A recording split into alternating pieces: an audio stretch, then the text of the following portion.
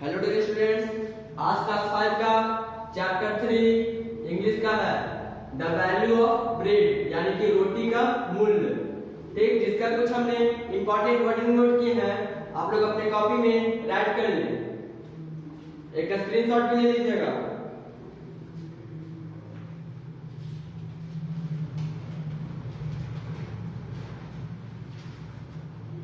आप लोगों ने स्क्रीनशॉट ले लिया होगा।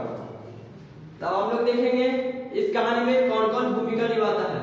सबसे पहले राजा रहता है जिसका नाम रहता है सानवती। एक राजा रहता है जिसका नाम रहता है सानवती। और ये कौन से गांव की बात है? अरावली क्षेत्र का बात है। कौन सा गांव या कौन सा क्षेत्र? अरावली क्षेत्र। और राजा का नाम क्या है? सानवती नाम है। ठीक, और इसमें और कौन भूमिका निभाया है? एक मंत्री भूमिका निभाया है राजा का, और गांव वाले बहुत सारे मिलकर। और एक दूसरा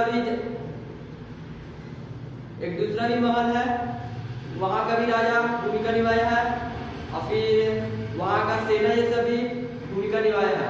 अब हम लोग इस कहानी को डिटेल में समझते हैं कि क्या दिया हुआ है इस कहानी में। तो इस कहानी में दिया हुआ है कि एक गांव रहता है, ये वाला क्षेत्र, जहां पे बहुत दिनों से यानी कि कई वर्षों से वर्षा नहीं हो रही थी। तो जब वर्षा नहीं हो रही थी तो क्या हुआ, जितना भी फसल था, अनाज था, सब सूख गया था। आदमी सबको, गांव वाले लोग को पानी पीने का कहीं भी कुछ नहीं मिल रहा था। तो क्या होता है, जितना भी कुआं रहता है सब सूख जाता है, कहीं भी एक जगह भी पानी का कोई नामो निशान नहीं रहता।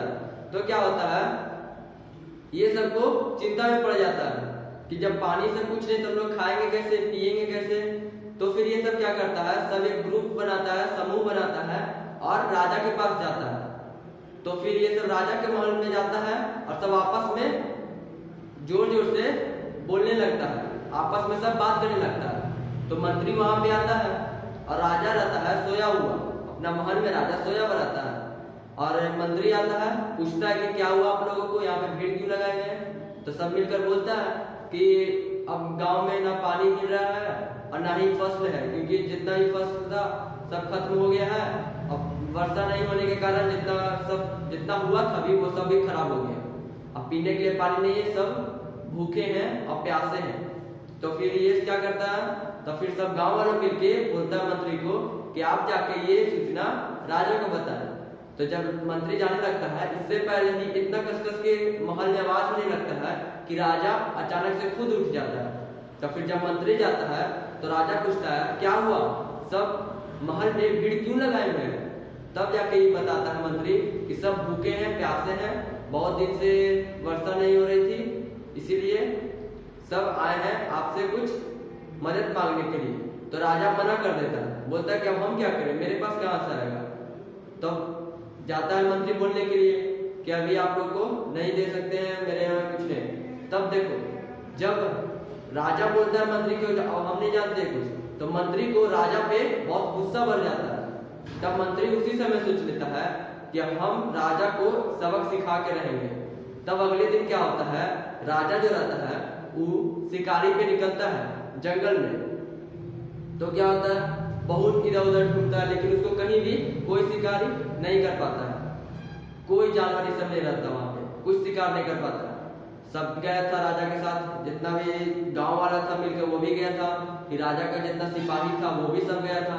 तब मंत्री क्या करता है, राजा को ना घने जंगल में ले जाता है और चुपके से क्या करता है, राजा जब आगे जाने लगता है तो मंत्री और जितना रहता है गाँव वाले सबको रोक देता, और राजा के सिपाही उसको भी रोक देता, पीछे ही छुपा देता, बोलता कि अब आप लोग छुप जाए। तो फिर राजा आगे चलते रहता है। तो चलते चलते चलते अचानक से वो रास्ता भटक जाता है, और जब पीछे मुड़कर देखता है तो कोई नहीं है, ना मंत्री है, ना सिपाही है, ना गांव वाले हैं। तो राजा चिंतित में पड़ जाता है। तो वहां पर भी बहुत सारा ढूंढता है कि शिकारी मिल जाए तो आज का हो जाएगा ना खाना हम लोग का। तो फिर नहीं मिलता है, तो रात भर प्यासा रहता है, भूखा रहता है। फिर दिन में भी पूरा ढूंढता है, नहीं मिलता। फिर दोपहर के टाइम क्या होता है, उसको अचानक से एक बहुत दूर से घुड़सवार सा दिखता है, घोड़े पे बहुत सारा आदमी बैठा हुआ रहता है आगे। एक दूसरा नगरी में। तो फिर जाता है वहां पे, तो बोलता है उस आदमी को कि आप लोग मुझे रोटी देंगे। तो फिर वहां के क्षेत्र जो है, वहां का जो गांव रहता है, तो वहां के राजा के पास उसको लेके चल जाता है। बोलता है कि चलिए आप मेरे राजा से मिलिए। तो फिर जाता है राजा के पास। तो जब राजा से ये रोटी मांगता है कि आप मुझे कुछ रोटी देंगे, मुझे बहुत कस के भूख लगी हुई है, बहुत दिन से हम खाना नहीं खाए, जंगल में वन में भटक गए हैं। तो फिर वहां का राजा बोलता है इसको कि लग रहे हो कि तुम बहुत बड़े महल से हो और बहुत अच्छे वस्त्र भी पहने हुए हो, आभूषण भी बहुत अच्छे, सोना चांदी सब पहने हुए।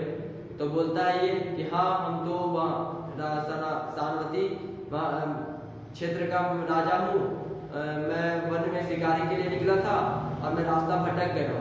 मैं घने जंगल में आ गया था, इसीलिए मैं रास्ता भटक गया हूँ, मुझे बहुत जोर से भूख लगी है। तो फिर जब देखता है कि इतना बड़ा राजा मांग रहा है, तो फिर ये क्या करता है, ये सोचता चलो हम दे ही देते हैं। तो ये क्या करता है, सिर्फ 2 रोटी, ओनली फॉर 2 रोटी ये क्या करता है, दे देता है उसको, राजा को। तब जाके इसको सीख मिला कि द वैल्यू ऑफ ब्रेड, यानी कि रोटी का मूल्य कितना ज्यादा होता है। तो फिर ये जाता है वापस गांव, और जब गांव पहुंचता है तो ये क्या करता राजा, जितना भी गांव वाला रहता है, जितना भी गांव वासी रहता है, सबको, सिपाही जितना रहता है, सबको भर पेट खाना खिलाता है। और ये राजा सबसे वचन और वादा करता है कि अब हम किसी को अपने गांव में भूखे नहीं रहने देंगे, अब हम सबको खाना खिलाएंगे। जिससे राजा को सीख मिल जाता है। बस आप लोग का इस कहानी में इतना ही दिया हुआ था, और आप लोग अपना बुक रीडिंग करते रहे। ठीक, अब आप लोग का होमवर्क है,